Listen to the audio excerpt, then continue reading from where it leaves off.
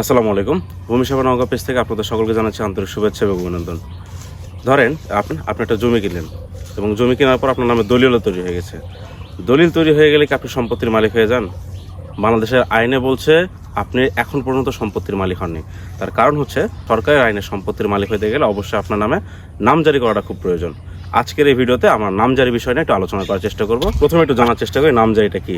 কোন একটা জমি কেনার পর সেই জমির মালিকানা আপনার নামে সরকারি রেকর্ডভুক্ত করাকে বলা হয় নামজারি। খুব আরেকটু উদাহরণ সহ যদি আমি আপনাদের বোঝানোর চেষ্টা করি তাহলে হচ্ছে, ধরেন আপনি একজনের থেকে সম্পত্তি কিনলেন 522 নাম্বার খতিয়ানে 7% সম্পত্তির কাতে 5% জমি কিনলেন, আপনার নামে দলিলও তৈরি হয়ে গেল।